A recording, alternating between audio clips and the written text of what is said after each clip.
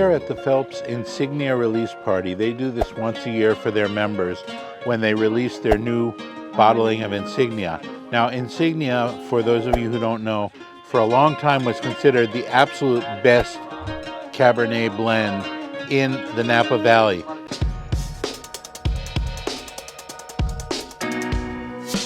They used to own a vineyard called the Islay Vineyard, which was considered to be the best vineyard in the valley, and they always mixed the Islay grape into their Insignia. That's when I first fell in love with Insignia, and that was about their 1985-1986 vintage. Now I'm a member. They don't have the Islay Vineyard anymore, but their wines are still magnificent. They're delicious, and we come to these parties once a year because they cater them. The winery is beautiful. We have a great time. Usually you can walk around and mingle, but this year, because of the pandemic, everybody's got their own designated seating. You don't get to talk to people except for your waiters and each other. But they're serving us all kinds of good food that are catered by their own chefs, and they're serving us different bottlings of wine, including library vintages such as the 2006, the 2005, the 2015, and so we're trying a bunch. Right here, we have the 2015 Cabernet, which is a very nice wine. You see how it's really deep red, purplish color. The color is a big part of the way a wine tastes. And the nose, or the way it smells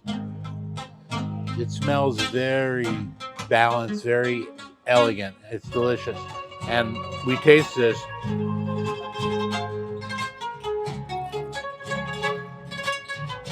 And it's very smooth, it's very much like a Bordeaux in that it's a smooth style of wine. And that's one of the things that I like about Phelps, is they have a good Bordeaux. I love the Péjou winery, which we were at a little while ago. Their wine, though, is a little less smooth, a little less balanced. Theirs is more like an Italian, maybe a Brunello di Montalcino, which has more of an edge to it. And that goes better with Italian food. This goes better with something like lamb or steak or game meats. It is delicious. It's really, and this isn't their top of the line. This is just their Cabernet. We're still waiting for their top of the line, and they're serving us with this. We're getting steak, so we're waiting for our steak.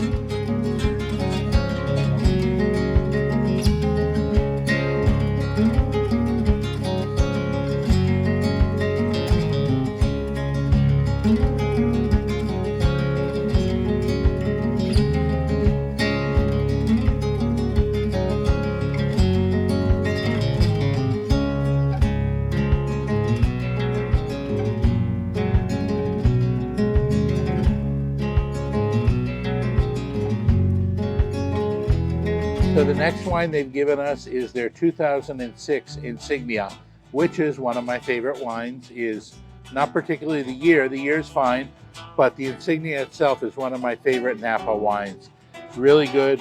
I saved some of my steak for it, so we're gonna have that with the steak. Really smooth. It has the mellowing that comes with age.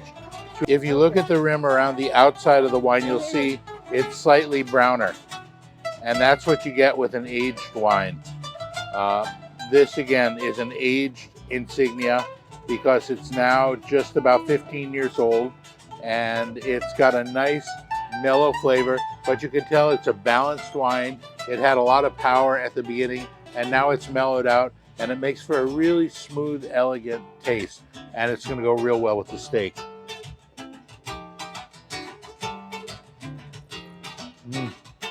They've brought the steak. It's a rare. I don't know what kind of steak. It's probably a New York strip. It's a rare. It comes with pomegranate seeds and arugula and squash. So that's a nice little combination, and it's going to go really good with this Cabernet. That is probably a New York strip steak. It's very steaky flavored.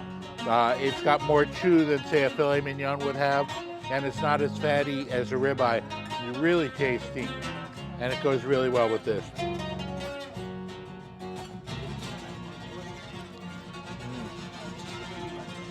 the wine almost tastes sweet along with the steak. It's delicious.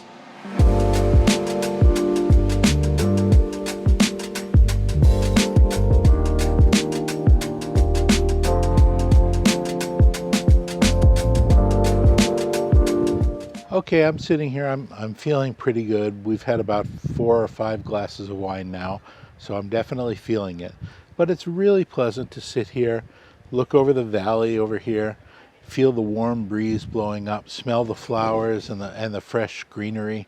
It's just a really pleasant experience. It's something I love doing.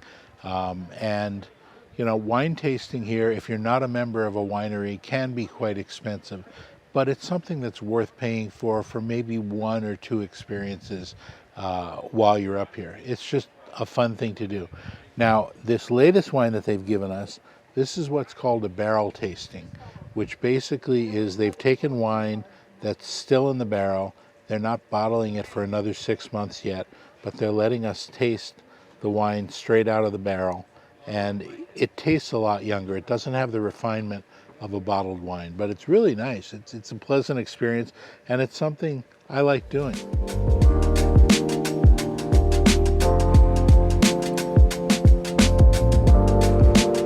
But I'd much prefer a nice 10 or 15-year-old wine.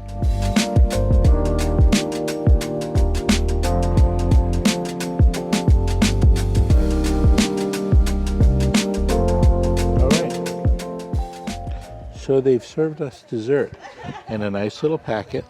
It's a ginger cake with almonds in it. And they served us a nice sweet white wine, a dessert wine with it called their Delice. But first I want to try the cake. It looks like there's a little bit of ice cream with it. Maybe it's not ice cream, maybe it's whipped cream or mascarpone.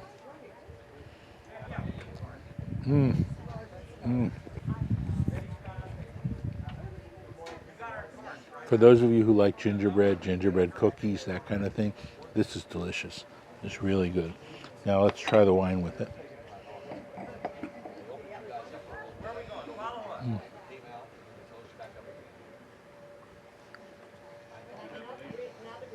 Wow, that is a sweet wine. This is a really sweet wine. It's probably got,